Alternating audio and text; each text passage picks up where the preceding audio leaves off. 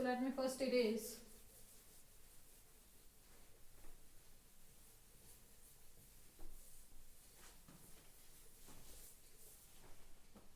So he write that energy is equals to,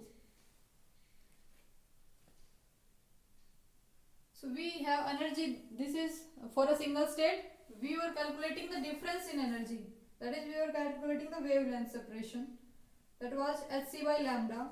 So hc by lambda is equals to twice of k square z square e raised to the power 4 pi square m or h square 1 over final state minus 1 over initial state. So by using this formula, Bohr successfully explained the wavelengths of all the series of spectral lines by changing the values of this term. Bohr was able to successfully explain the various terms. This term, from this value, all these are constants except Z is changing for atom to atom and n is a variable. All these terms are constant and this comes out to be, if we write this is n, then this comes out to be minus of 13.6 Z square over n square in terms of electron volt. So this was the calculation of energy given by Bohr. So in this value we can find the energies of various states by putting the values of n is equals to 1 to 3 up to infinity. For first state we have the energies minus 13.6 for hydrogen atom. Z is taken as 1, so this is minus 13.6 electron volt. By substituting n is equals to 2 twice 4, so this comes out to be minus of 3.34 electron volt. Next, by putting the value of n is minus of 1.51 electron volt. So in this manner the value of energy is increasing. In negative it seems decreasing, but value of energy is increasing. It comes towards its positive value. So in this manner, and the spacing between the energy levels, if you subtract this from this, the spacing it decreases. So if you make a diagram for the energy levels, so you can easily see. So let me first stop, then I can make the diagram so that your time will remain safe. So this is how Bohr explained the 5 series of hydrogen atom spectra. So this is the schematic diagram. You know that these energy levels come very closer as we move towards higher values of n.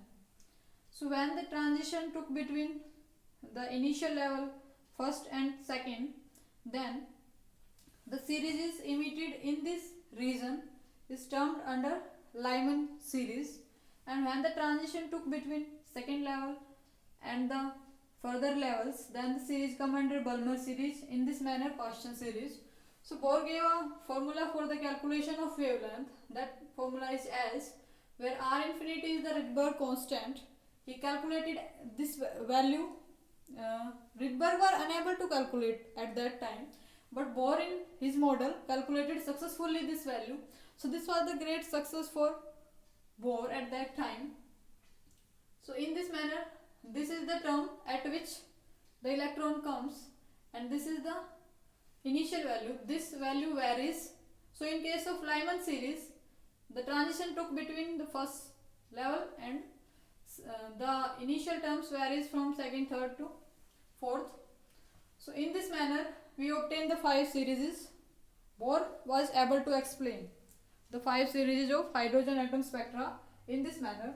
So you know that the size of arrow determines the magnitude of wave number. So this is a wave number scale. So this here the Paschen series has lower wave number in comparison to Balmer and Lyman. Lyman has higher wave number. So higher wave number means lower wavelengths. So this, the magnitude of this arrow represents that smaller magnitude means smaller wave number, larger magnitude larger wave number, in this manner. So the arrow is represented in this manner. So this series contains some patterns as I discussed earlier. The intensities and spacing are decreasing. So this was all about Bohr model. So the various important formulas that we extract from this lecture is the relation between energy and kinetic energy, total energy and potential energy, the relation between radius and the value of r infinity, Rydberg's constant for infinitely heavy nucleus, and the formula for wavelength of spectral lines. So this is the extract from this lecture. In next lecture we will try to explain the variation in Rydberg constant and the Bohr-Sommerfeld theory. The various what the drawbacks of this model was unable to explain the relative intensities. You know that this model is silent on the intensities and the fine structure. It was observed that this line is not a single line. This line contains further small lines. So Bohr was unable to explain. He has no answer at that time. So these were the drawbacks of this model. So in next lecture we will cover Bohr-Sommerfeld theory and the next theories to overcome this limitation. So stay tuned. Thanks for watching.